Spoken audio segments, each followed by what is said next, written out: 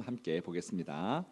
오늘 우리에게 주신 하나님의 말씀은 구약 느헤미야 11장 1절 2절 2절 말씀입니다. 제가 가지고 있는 성경은 구약 성경 743페이지에 있습니다. 구약 743페이지 느헤미야 1장 1절 2절 2절 말씀이니까 우리 다 같이 합독해서 함께 읽겠습니다. 함께 하나님 말씀 읽겠습니다. 백성의 지도자들은 예루살렘에 거주하였고 그 남은 백성은 제비 뽑아 10분의 1은 거룩한 성 예루살렘에서 거주하게 하고 그 10분의 9는 다른 성읍에 거주하게 하였으며 예루살렘에 거주하기를 자원하는 모든 자를 위하여 백성들이 복을 빌었느니라. 아멘. 포로에서 돌아온 이스라엘 공동체는 지금 특별한 상황에 처해 있습니다. 나라가 완전히 망한 이후에 포로로 다 끌려갔다가 70년 만에 다시 돌아온 형편이거든요. 그래서 돌아오자마자 다 무너졌던 하나님의 성전부터 다시 세웁니다. 그리고 얼마 뒤에는 그 예루살렘 성벽을 다 새로 세웁니다. 예나 지금이나 한 나라의 수도는 그 나라의 정치, 경제, 문화, 군사의 중심이 되는 것이죠. 가장 중요한 곳입니다. 이스라엘 백성에게도 이 수도 예루살렘은 좀 특별한 곳이었습니다. 왜냐하면 하나님의 임재가 있는 성전이 바로 예루살렘에 있기 때문에 그렇습니다. 자, 그런데 한 가지 문제가 있었습니다.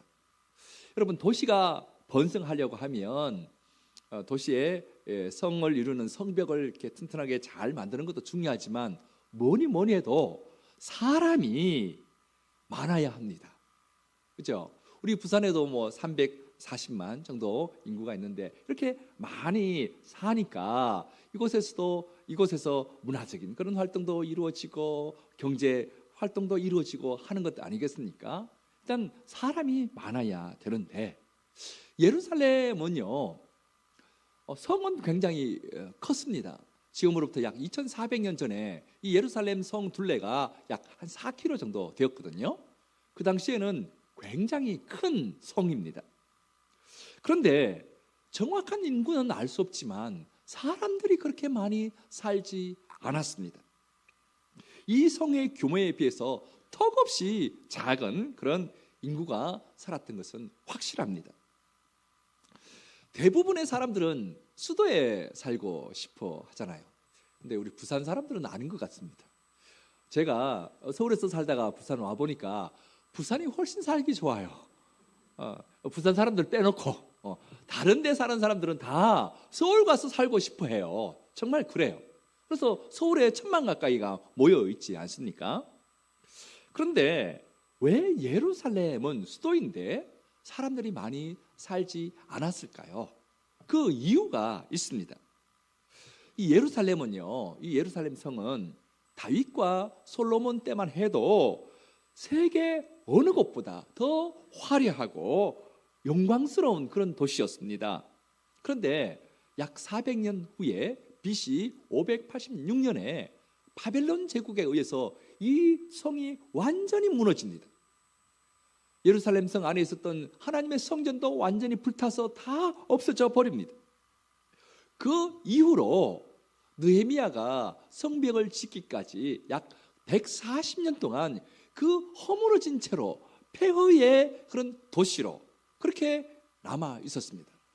여러분, 한 도시가 완전히 파괴되고 140년 동안 그 파괴된 채로 그대로 있으면 사람들이 살고 싶을까요? 아니면 떠나고 싶을까요? 떠나고 싶겠죠. 예루살렘도 마찬가지였습니다.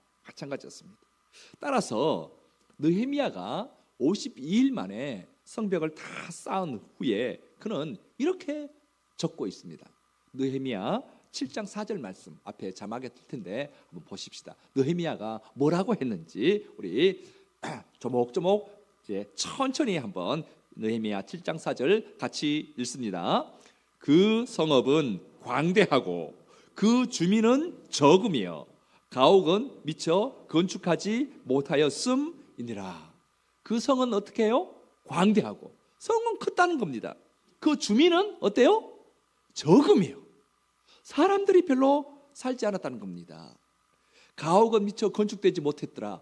집들도 제대로 세워지지 못하고 빈 공터들이 많았다 하는 그런 이야기입니다.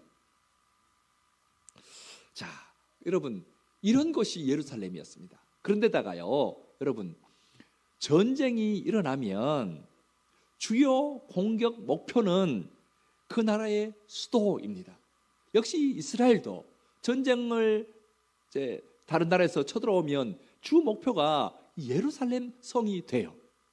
그러다 보니까 이 예루살렘 성에 산다는 것은 다른 곳에 사는 것보다 더 위험했습니다. 그런데다가 아직 사람들이 많이 없기 때문에 상권이 형성되지 않았습니다. 그래서요, 돈을 벌어서 먹고 사는 데 지장이 있을 수밖에 없었습니다. 예루살렘 성에 살면 말이죠. 그런데다가 그 당시에 주요 산업은 농업이었거든요. 농사를 지어서 먹고 사는 것이 그 2400년 전 이스라엘의 주요 산업이었습니다. 하지만 예루살렘 성은 아주 높은 고지대에 있습니다. 아주 높은 지역이에요. 그래서 농사를 짓기도 좋지 않는 것이에요.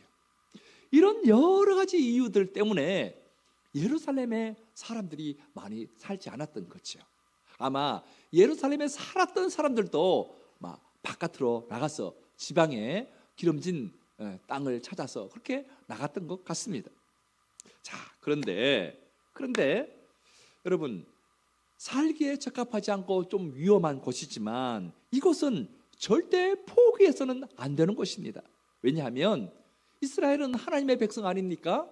하나님의 임재의 상징인 무엇이 예루살렘 성에 있습니까?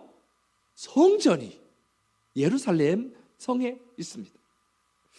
그래서 예루살렘은 절대 포기할 수가 없는 거지. 그래서 느헤미야는 적들의 방해를 무릅쓰고도 이 성벽 공사를, 예루살렘 이 성벽 공사를 그렇게 완성했던 것입니다. 자, 그런데 이 성벽이 완성됐는데도 불구하고 예루살렘에 아무도 살지 않는다면 아마 다른 이방 사람들의 조롱거리가 될 것입니다. 고생스러워도 예루살렘에 사람들이 좀 와서 살아줘야 합니다. 사람들이 모이기 시작하면 뭔가가 새롭게 이루어지거든요.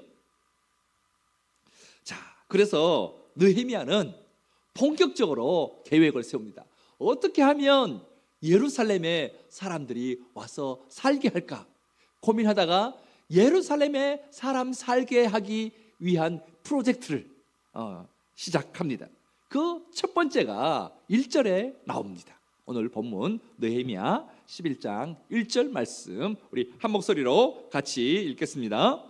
백성의 지도자들은 예루살렘에 거주하였고 그 남은 백성은 제비 뽑아 10분의 1은 거룩한 성 예루살렘에서 거주하게 하고 그 10분의 9는 다른 성읍에 거주하게 하였으며. 자, 앞에 우리 1절 읽었는데 1절 앞부분 보십시오. 맨 처음 누가 예루살렘에 거주하였다고 합니까? 백성의 지도자들이었습니다. 백성의 지도자들이라고 하면 행정적으로, 군사적으로 이렇게 백성을 이끌고 가는 그런 사람들이다 하는 것입니다. 그런데 이들인들 예루살렘에 사는 것이 좋았을 리가 없습니다. 누구보다도 예루살렘에 사는 것이 얼마나 위험한지, 또한 얼마나 어려움이 많은지 잘 아는 사람들이 지도자들입니다. 그럼에도 불구하고 이 사람들이 먼저 예루살렘에 살기로 작정하고 예루살렘에 왔다 하는 겁니다. 자, 이 백성들의 지도자들이요 본을 보입니다. 그러면 여러분, 이런 나라 잘 될 것 같습니까? 못 될 것 같습니까? 잘 되는 나라입니다. 백성의 지도자들이 본을 보이는 그런 공동체는요 잘 될 수밖에 없습니다. 앞으로 이스라엘도 잘 될 것 같습니다. 백성들의 지도자들이 이렇게 본을 보이고 있습니다. 자, 두 번째로 예루살렘의 사람 살기 프로젝트 두 번째는 뭐냐 하면은 자원자들을 받습니다. 스스로 예루살렘에 살기를 자원하는 사람들인데요, 오늘 본문 2절 말씀에 이 내용이 나옵니다. 2절 같이 읽겠습니다. 예루살렘에 거주하기를 자원한 모든 자를 위하여 백성들이 복을 빌었느니라. 느헤미야와 지도자들은 백성들에게 예루살렘에 살게 하기 위해서 먼저 자원자들을 모집합니다. 지방에 살고 있는 사람들 중에 예루살렘에 살고 싶은 사람들은 오십시오. 지금 예루살렘에 사람들이 필요합니다. 여러분 오십시오 했을 때 스스로 자원해서 예루살렘에 오는 사람들이 있었습니다. 아마 이 사람들은요, 마음에 사명감을 가지고 왔을 것 같아요.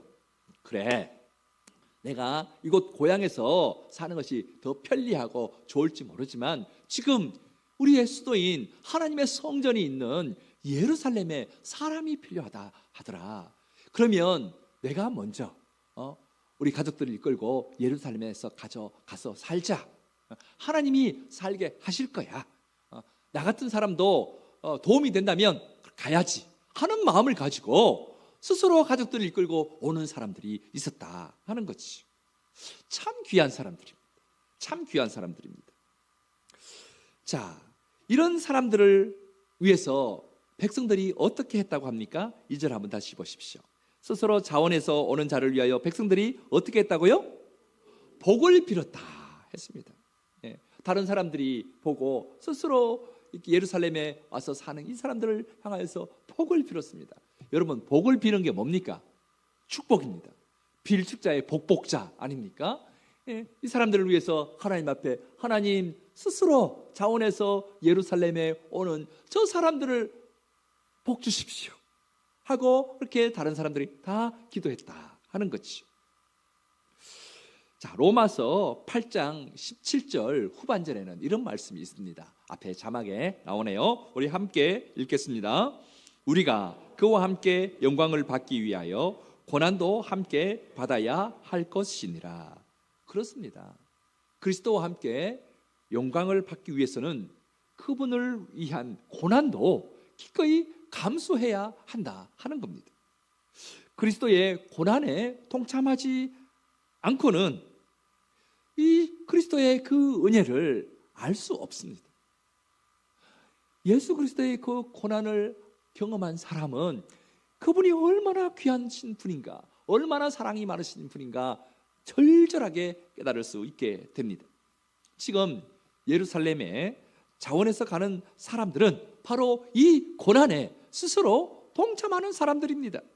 이들에게는 새로워진 예루살렘, 그 영광된 예루살렘에 살게 되는 그런 복이 주어질 것입니다. 자, 자원하는 사람들을 이렇게 해서 여러 사람들이 왔지만 그 숫자는 충분하지 않았습니다. 그래서 느헤미야와 지도자들은요, 특별한 방법을 사용합니다. 그 특별한 방법이 1절 후반절에 나옵니다. 앞에 자막이 있죠? 우리 한번 같이 읽겠습니다. 그 남은 백성은 제비 뽑아 10분의 1은 거룩한 성 예루살렘에 거주하게 하고 그 10분의 9는 다른 성읍에 거주하게 하였으며. 자, 이번에는 각 지방에 사는 각 성읍에 흩어져 사는 사람들의 10분의 1을 제비 뽑아서 강제로 예루살렘에 살게 합니다. 여러분, 어느 마을이든 어느 공동체든 거주민의 한 10% 정도는 빠져나가도 큰 문제가 없습니다. 10사람이 있는데 한 사람 정도 나가서는 그 공동체가 막 흔들리고 그러지 않잖아요. 그런데 전국에서 그렇게 뽑혀진 사람들이 다 모여서 예루살렘에 살게 되면 예루살렘은 어떻게 될까요? 힘을 얻습니다. 여러 사람들이 함께 살게 됩니다.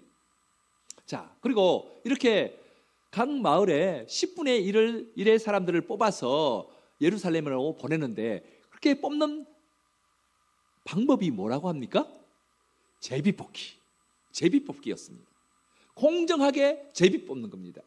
구약에서는요, 이 제비 뽑기는 하나님의 뜻을 구하는 수단으로 사용되었습니다. 그래서 이 방법을 통해서 제비 뽑힌 사람들은 하나님이 나를 예루살렘에 가서 살아라 하는구나 라고 생각하고 그렇게 스스로 자원해서 예루살렘으로 몰려들었습니다.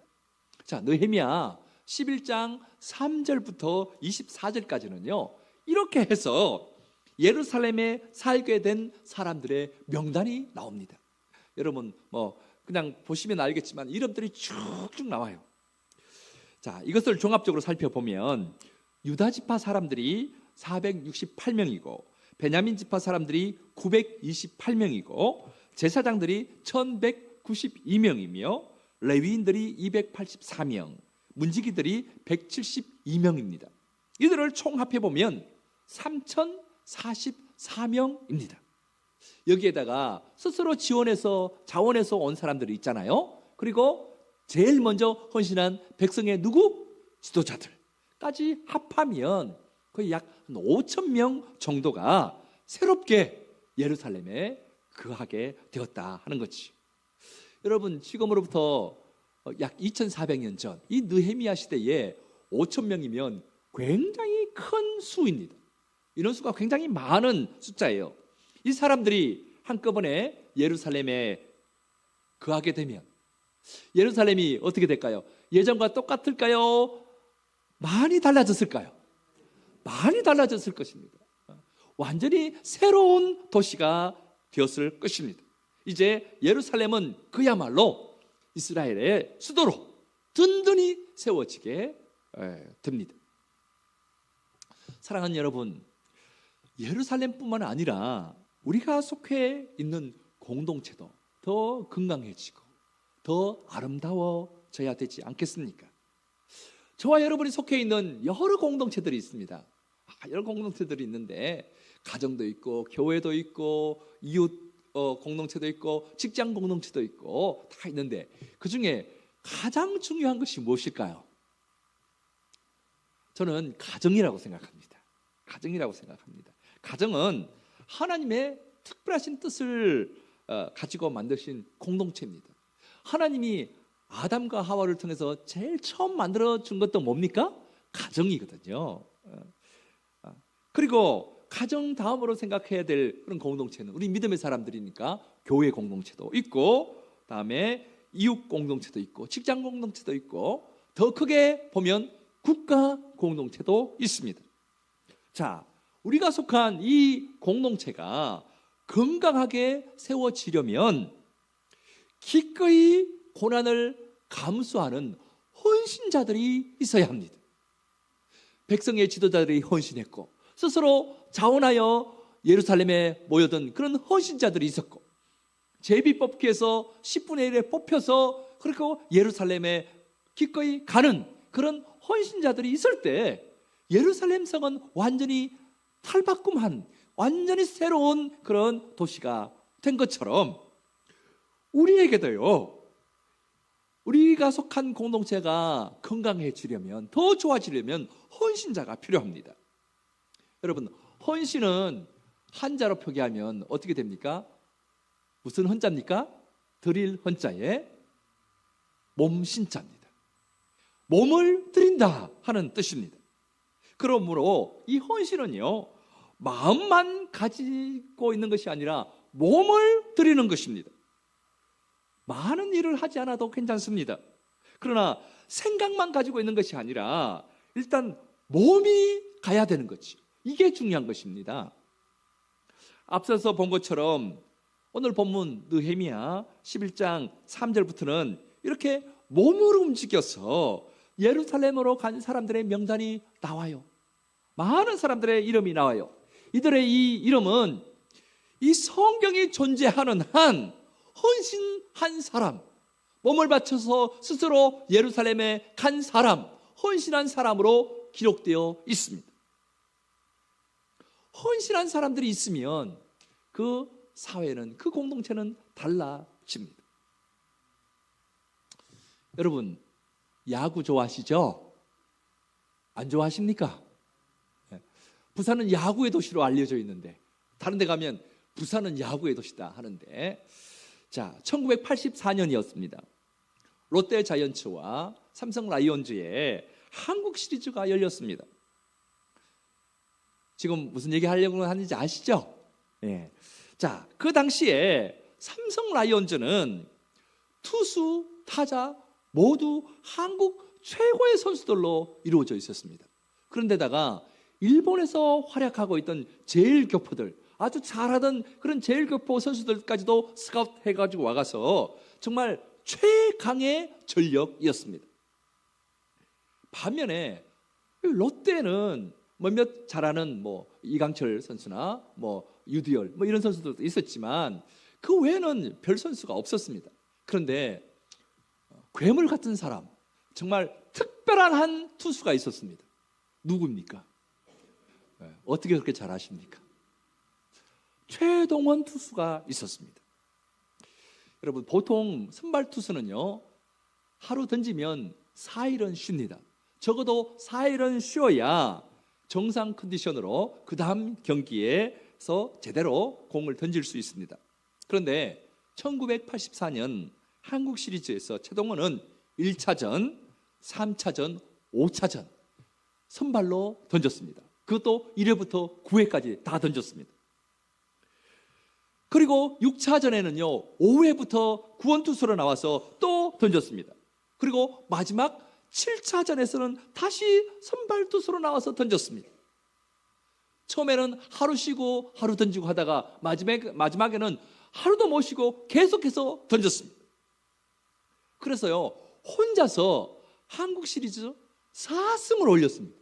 아마 이것은 우리나라에서 깨지지 않을 기록 같습니다. 혼자서 한국 시리즈 4승을 올린다는 것은 있을 수 없는 일이거든요. 그래서 그 해 롯데 자이언츠가 우승을 합니다. 사실 최동원 선수는요 너무 무리해서 던진 겁니다. 그런데 이 한 선수가 그렇게 몸을 던져 헌신했기 때문에 롯데 자이언츠는 그 해 처음으로 우승을 하게 되었습니다.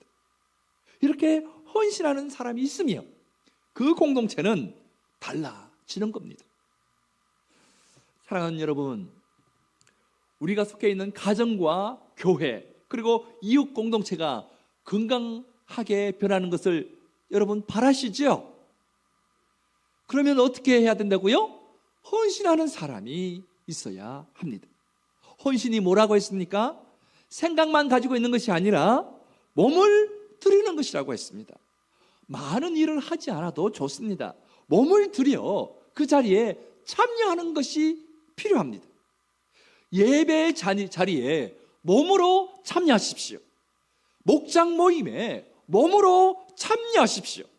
직장 모임에도 반상회에도 몸으로 참여하십시오. 어려운 일, 남들이 꺼리는 일에도 먼저 몸으로 나아가십시오. 그러면 우리가 속해 있는 공동체는 조금씩 변화가 생깁니다. 우리 가정에 변화가 생깁니다. 우리 교회에 변화가 생깁니다. 이웃 공동체, 더 나아가 국가에도 변화가 생깁니다. 여러분, 우리는 예수 믿는 사람들 아닙니까? 그렇죠? 예수 믿는 사람들이 그 공동체에 가면 그냥 세상 사람들처럼 그냥 그렇게 살겠습니까? 아니죠. 하나님의 말씀대로 살지 않겠습니까? 그러면 우리가 속해 있는 공동체에 우리가 먼저 헌신하면 거기에는 하나님의 선한 영향력들이 자연스럽게 그 공동체에 끼쳐지는 겁니다. 영향력을 끼치는 겁니다. 선한 영향력을 끼치는 겁니다. 그러면 하나님 나라는 더 확장되는 것이죠. 이 귀한 일에 스스로 자원하여 하나님의 아름다운 도구로 쓰임받는 저와 여러분 되시기를 주님의 이름으로 축복합니다. 다 같이 일어서시죠.